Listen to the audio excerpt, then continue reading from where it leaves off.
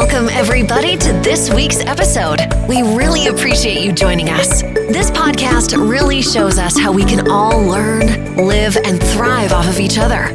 By sharing our knowledge through our conversations, we will impart some knowledge whilst learning ourselves how to progress even further. Here is your host.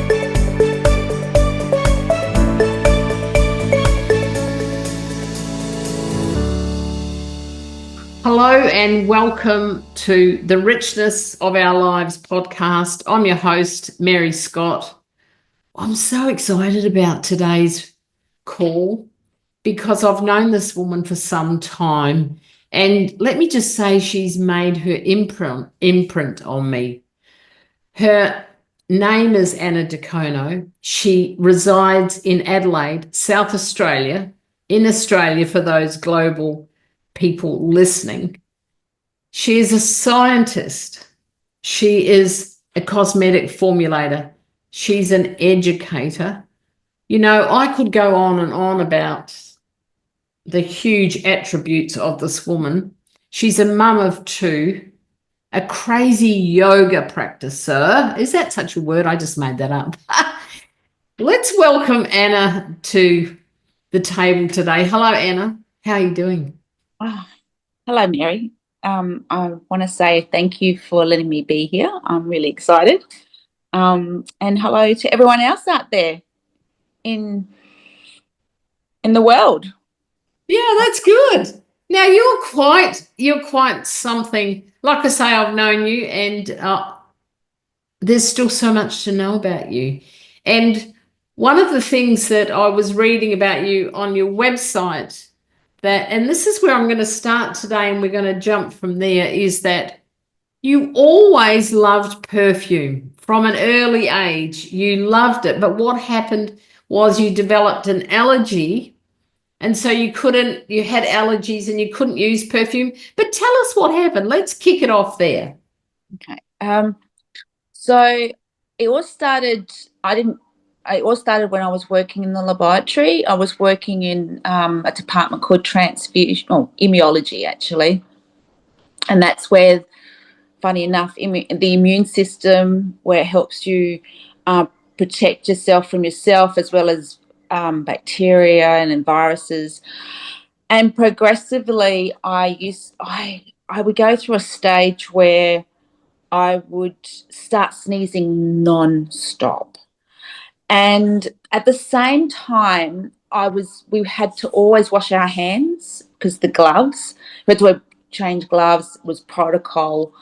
And I noticed it used to get worse and worse and worse. And at the same time, I used to love going up to, so our lab was kind of sort of outside the city centre, but we could walk in a short distance to the main, what is called Rundle Mall, and there's a Mall's balls in there. And so I'd sort of walk up there in my lunchtime and go and spray myself everywhere with all the perfumes in the department stores, and then walk back to work, and then everyone would walk in and they'd know I'd known that I was there because I'd take the whole department store with me.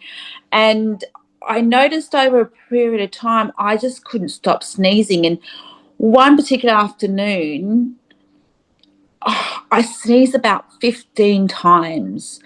And then I just pieced it all together and went, oh, my God, it must be the perfume as well as the gloves, as well as me washing myself. And I had to stop everything. Otherwise, it was just getting to the stage where I was just sneezing, eyes running and in pain and swollen for hours after that. So that was really how I worked it out, that I became allergic to perfume.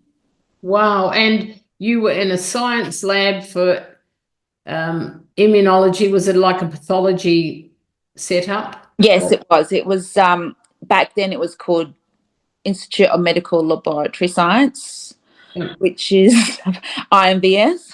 Oh, actually, but essentially working as a scientist. Yes. To help other people with other Correct. challenges, and you discovered a challenge of your own, Correct. ironically.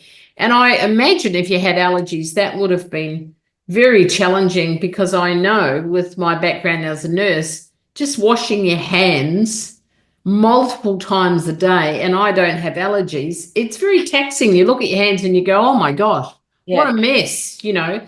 And so was it at that time that you chose to get out of the lab situation? What did you do then, Anna? No, I continued. I had other commitments I needed to stay, but I literally changed the gloves. You in those days you could get powdered gloves, and we stopped. I then realised I couldn't get the latex ones, because what happens is the powder attaches to the latex. So we changed gloves. That actually helped immensely. Almost stopped overnight. And then I realised the perfume also escalated it. So I stopped everything. I just used really simple soaps and went back to almost nothing really, which, you know, wasn't great, but I did what I had to do. So. And what happened to you know, you're now a cosmetic formulator. Like, what happened to be able to step into this arena? Something must have happened with your allergies, did it not? I came across a lovely lady, or a friend of mine, a lady who then became a friend, and she referred me to essential oils, and I went, what are they? And I didn't do anything about it for almost 6 months later, but it was almost like they really called out to me for some reason or another. And I eventually went to a meeting, and I thought it was a whole lot of hobo blow, whatever, you know, hobo whatever.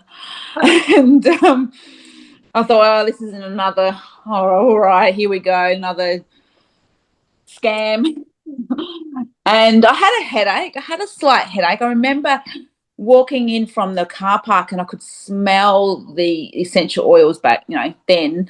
And I went from one, you know, like an entrance way, and then there was another door, and I opened the door, and it was like a woof, was like a big, huge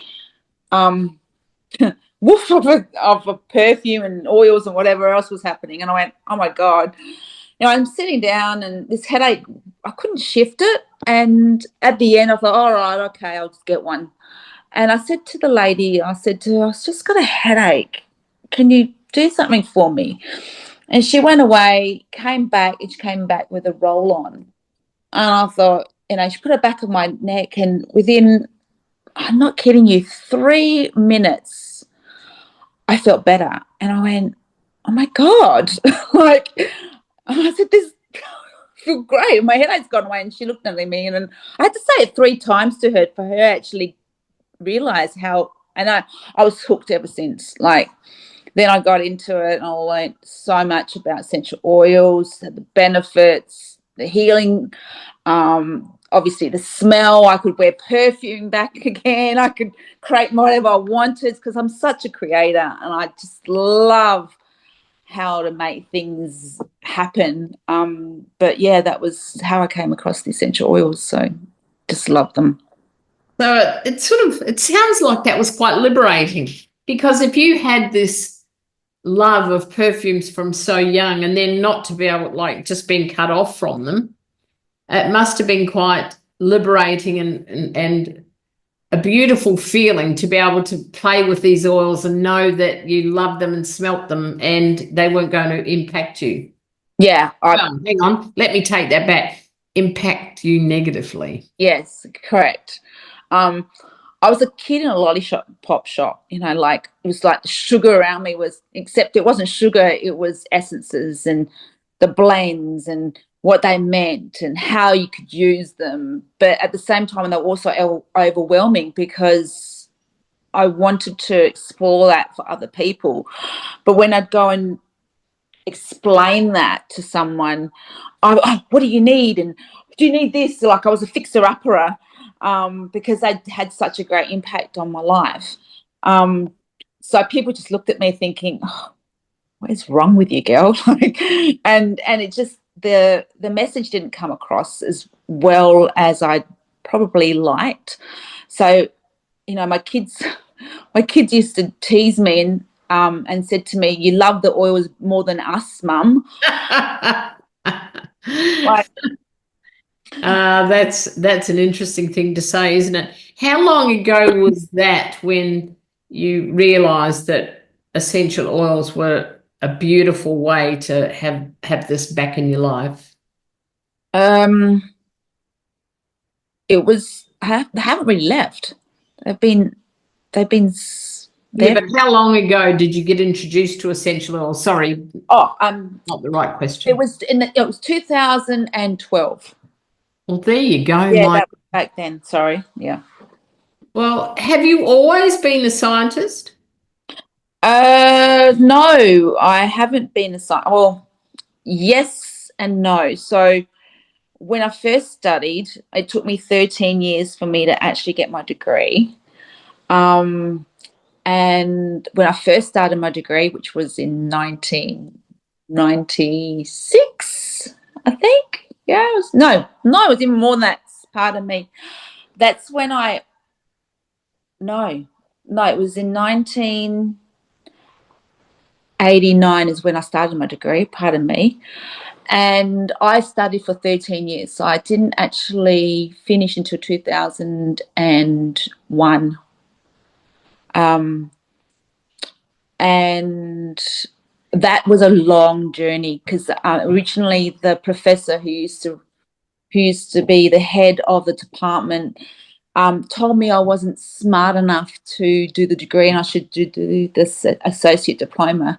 And I walked away going, oh, I think I agree with you. And after a year, because I was working in the department of a research department, and I was surrounded by PhD students and, you know, professors, and I went, no, I think I have to go back and do my degree. So it was a long journey, but I've always been in science. I've loved science, I think, ever since I was a kid. So good. So yeah, that was. And let me just digress ever so slightly.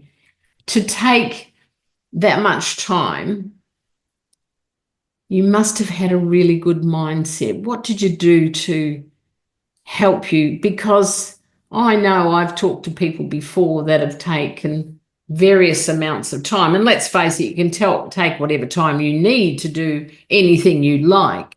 So I'm not saying it's necessarily a very long thing, but you must have needed a pretty good mindset or to have your head together in some ways. What did you do? What did you discover about yourself that helped you to stay the course for that long? I think it was tenacity. I just didn't tolerate anyone telling me that I couldn't do something. It just irritated me that someone could say no to me just because of what they saw. And I literally I just wouldn't tolerate it in my head. Like, how dare you tell me I can't say, or how dare you tell me say no to me when I'll just go away and do it. I think that's what I've always done as a kid. I thought back of when I've always wanted to have something and do something, and if I really want to do it, I'll just make it happen. It's almost like a click, like it's almost like a loop in my head just goes, no, we're doing it. You know, and doesn't mean it's easy. I've had, like everyone else, everyone's got challenges, you know. I just needed to prove it to him that I could do it. And he no longer works there anymore. He's gone. The professor who actually went ahead, and actually it was more than one person in my career that told me I was in the wrong place. My old boss told me I wasn't meant to be a scientist, and the professor told me that basically I shouldn't do the degree, and another professor told me that you know, I wasn't good enough. So Goodness. so there were a few people in my life that they don't realize what they actually were doing and how they were doing it. But at the time I took it differently and I went, oh, well, I don't think I disagree with that comment. Thank you very much. That is so good. That's just lovely. But you are a fan of personal development and working on yourself. Is that true? Oh, most definitely. I'm a junkie. You're a junkie. So when did that start in your life? It actually started when my mother passed away in 2009. And how that started was that my whole life was collapsing around me.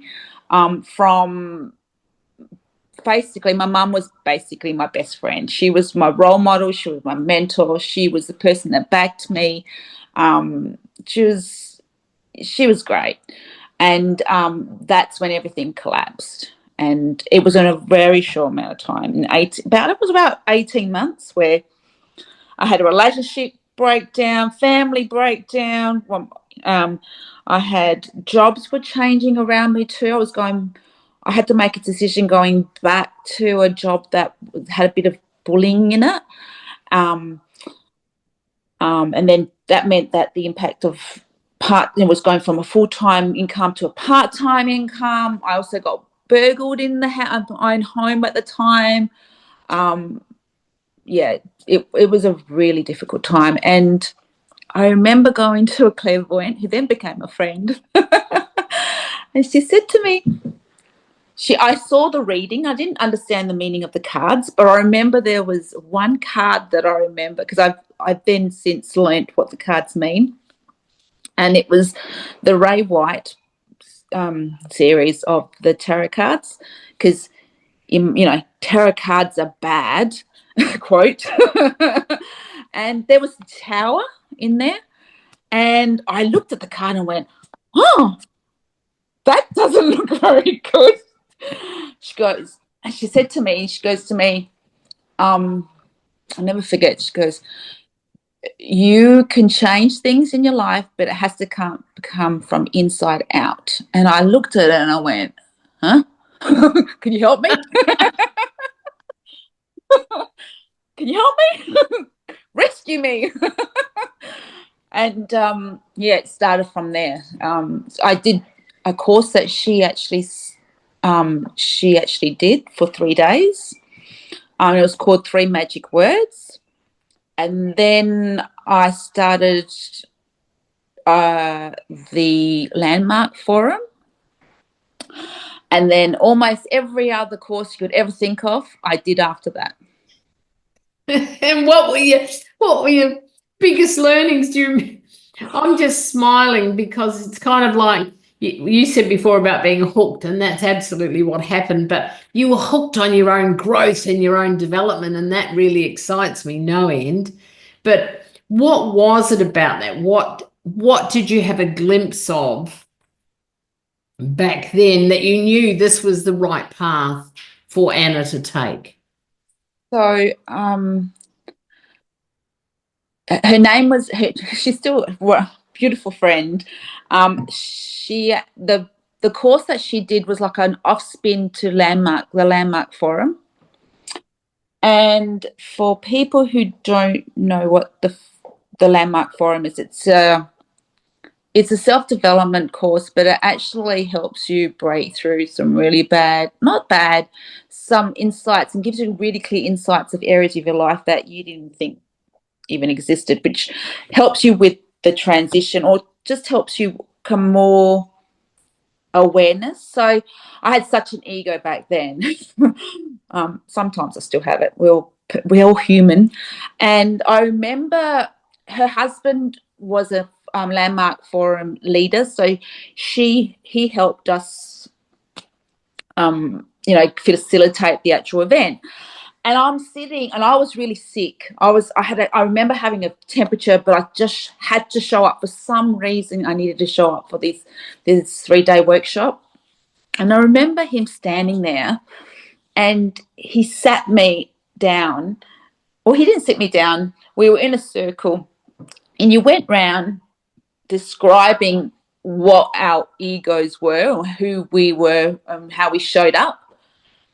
And he came to me, and I'm sitting there and I'm going, you don't know anything about me. This is my little voice going, you don't know anything about me. I've got so many secrets. I've kept them away from the world. I'm trying to hold this all together. And he reeled off all this stuff. And it was like someone had actually picked me from the seat I was sitting up, lifted me up and dropped me from about 5 feet. And then it just like, and I just sat there and my mouth just dropped and my eyes just looked at him. And in my head, I'm going, how did you know? How dare you? What do you mean?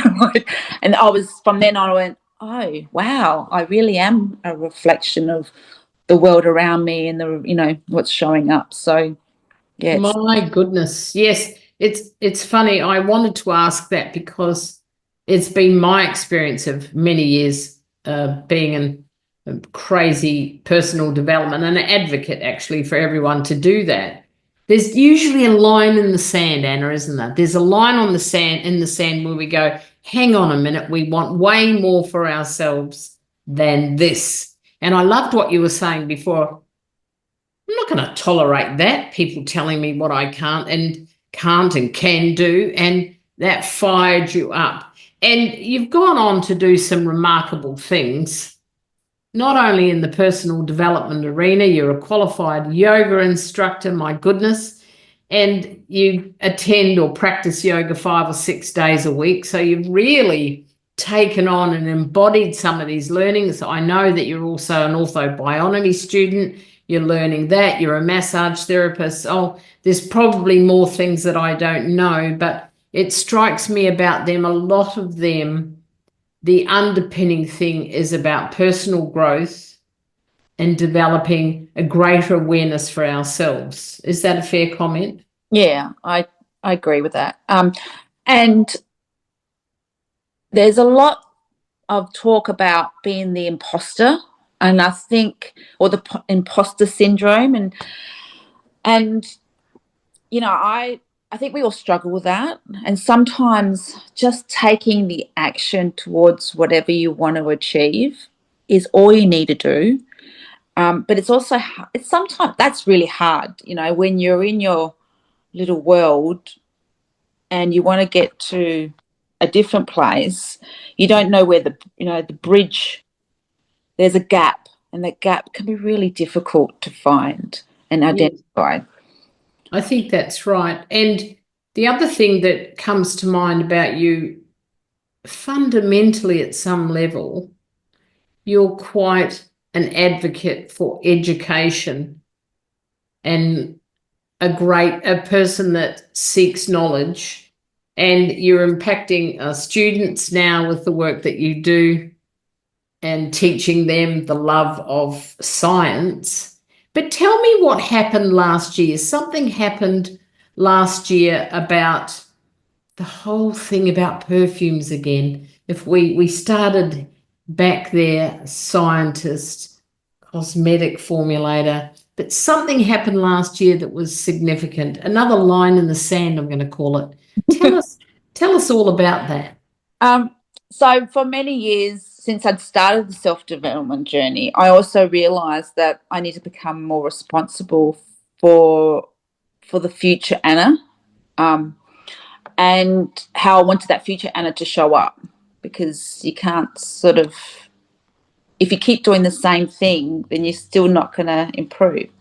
So up till then, I'd realised I needed to create a business, and I'd tried everything.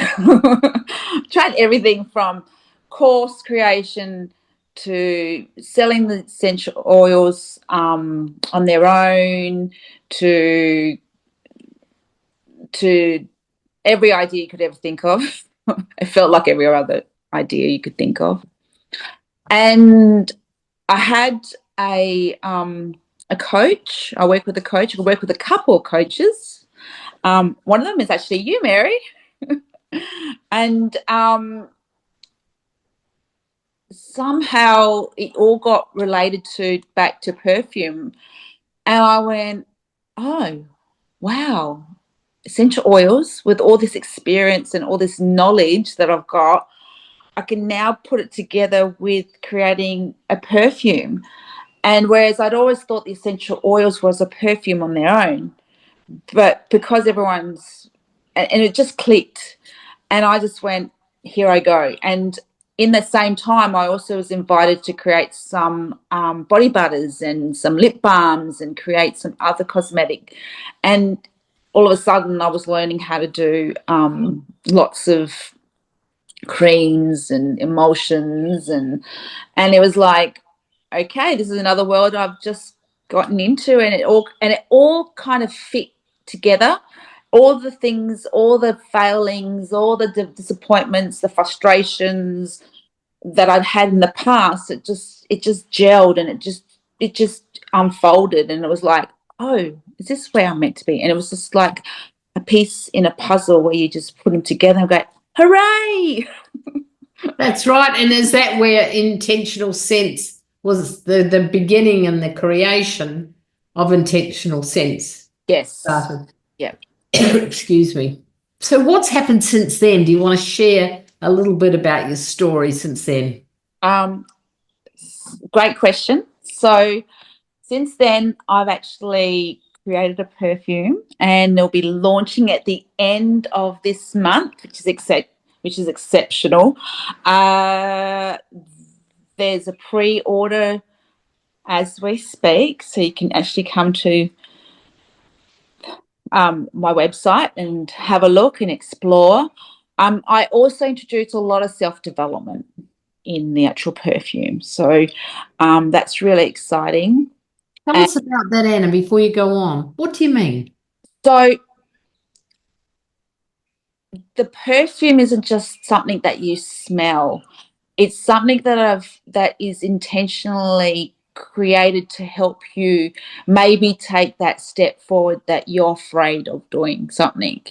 And I've created some ebooks where it'll help you anoint yourself and allow yourself to basically use the oils as a point of protection, or it could be a point of courage, or it could be a point of just feeling really, really good.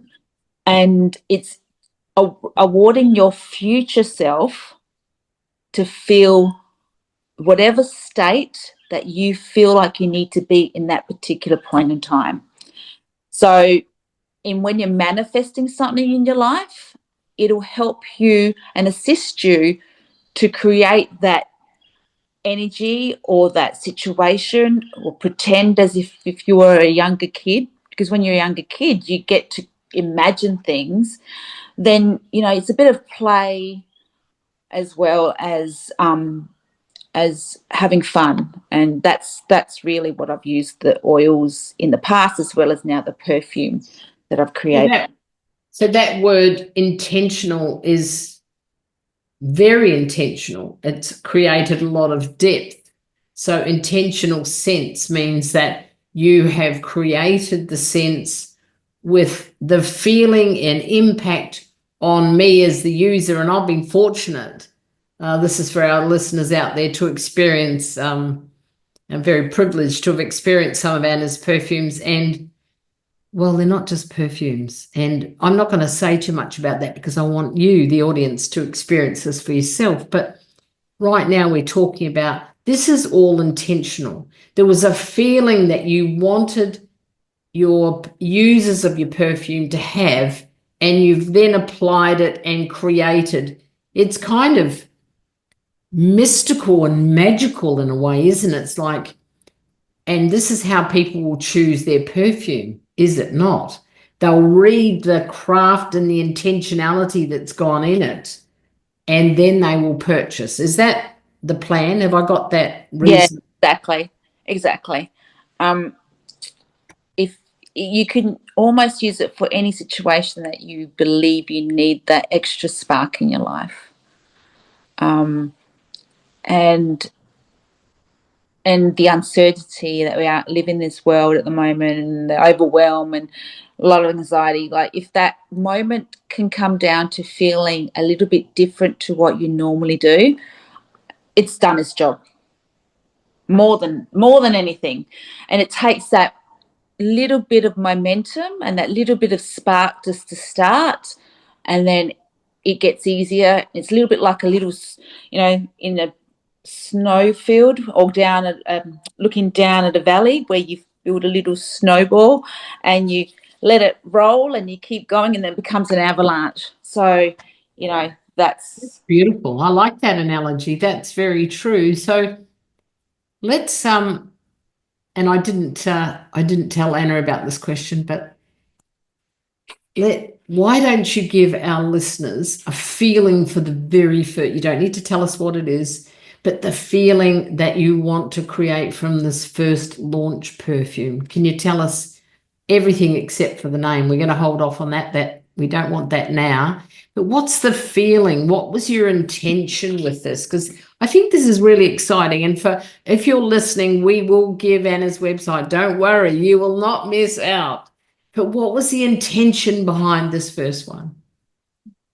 so. The first one is actually about self-love. So in the future, there will be little miniature launches. And there's actually set on the goddesses and the Greek goddesses in Greek mythology, and also in Latin mythology, and they all have a theme of each version of love, and the first one is self-love. What a beautiful place to start. Yeah. So the belief of, if you can't love yourself, then there's no way you can love anyone else. And it's been put together so that each layer has been crafted so that it helps you identify areas that you probably don't realize you have, and that those versions, usually it's the dark side, the shadow version of yourself, that you still should love those parts because they still make the whole of you.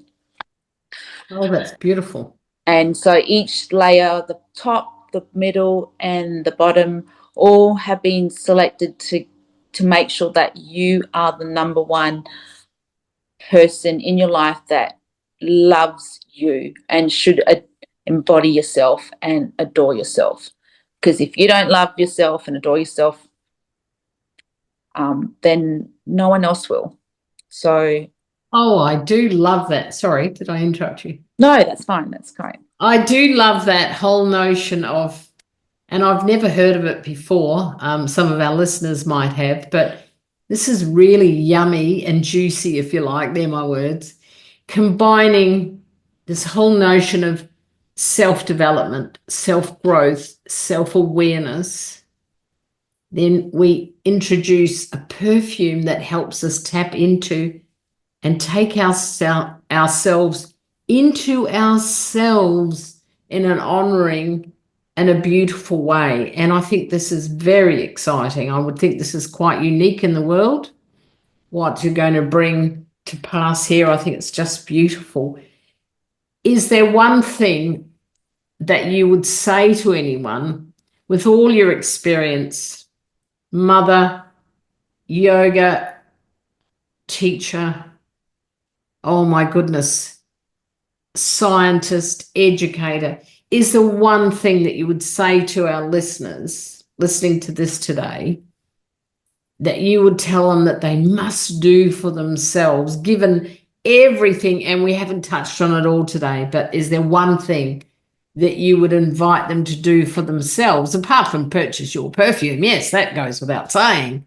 Is there one thing you would invite them to do for themselves? Because you're saying it's about self-love. So what would you say to them?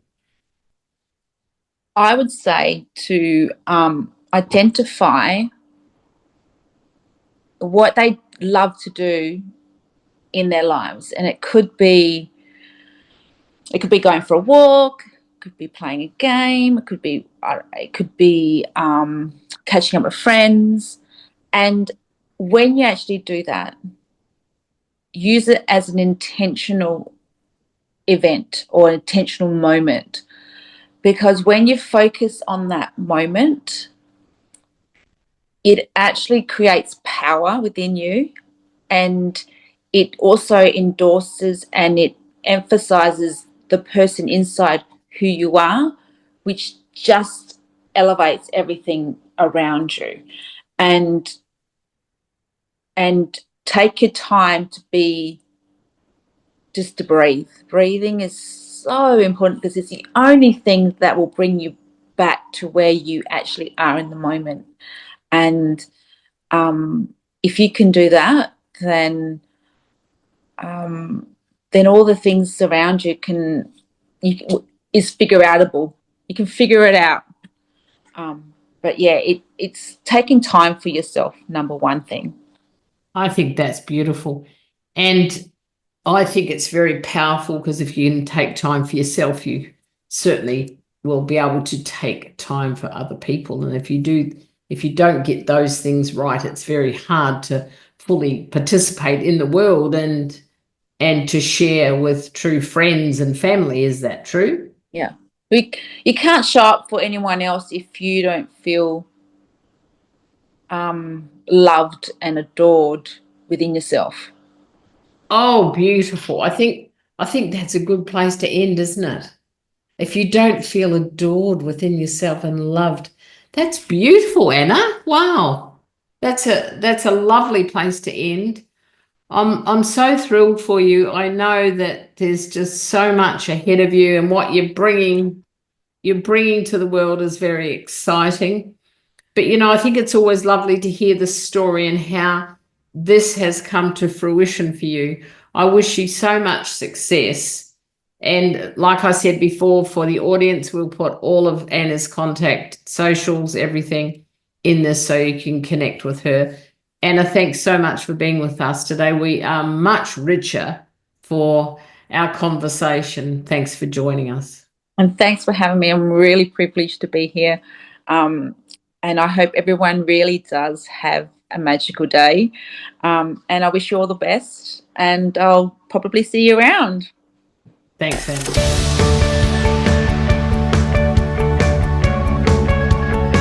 This week's episode has come to an end. But the fun doesn't have to stop here. If you have any questions, suggestions, or feedback, head over right now to Twitter and Facebook and like, share, and get involved. Join us next time.